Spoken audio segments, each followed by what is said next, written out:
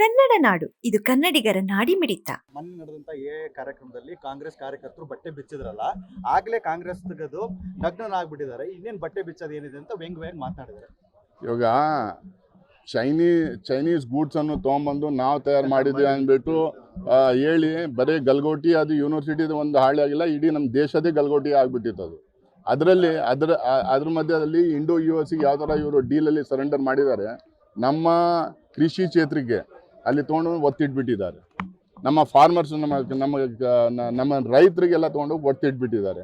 ಇವಾಗ ಅವ್ರು ಹೇಳ್ತಾ ಇದ್ದಾರೆ ಡಿಕ್ಟೇಟ್ ಮಾಡೋದು, US ಪ್ರೆಸಿಡೆಂಟು ಟ್ರಂಪ್ ಡಿಕ್ಟೇಟ್ ಮಾಡೋದು, ನಾವು ಎಲ್ಲಿಂದ ಆಯಿಲ್ ಖರೀದಿ ಮಾಡ್ಬೇಕಂದ್ಬಿಟ್ಟು. ರಷ್ಯನ್ ಆಯಿಲ್ ನಮಗೆ ಭಾಳ ಚೀಪಾಗಿ ಸಿಗೋ ಆಯಿಲ್ ಬಿಟ್ಟು ನಾವು ವೆನೆಜುವೆಲಾದಿಂದ ಭಾಳ ನಮಗೆ ಕಾಸ್ಟ್ಲಿ ಆಯಿಲ್ ನಾವು ಇದು ಮಾಡಿ, ನಾಳೆ ಅವ್ರಂತಾರೆ ಇರಾನಿಂದ ನೀವು ತೊಗೋಬೇಡಿ, ಯಾಕಂದರೆ ಇರಾನಿಗೆ ಅವ್ರಿಗೆ ಆಗಲ್ಲ, ಇನ್ನೊಂದು ಕಂಟ್ರಿಗೆ ಅವ್ರಿಗೆ ಆಗಲ್ಲ, ಮತ್ತು ಅವ್ರ ಡಿಕ್ಟೇಟ್ಸಿಂದ ನಾವು ಮಾಡಬೇಕಾ ಒಂದದು. ಸೆಕೆಂಡು, ನಮಗೆ ಅವರಿಗೆ ಟ್ರೇಡ್ ಡಿಫಿಷಿಟ್ ಇದೆ.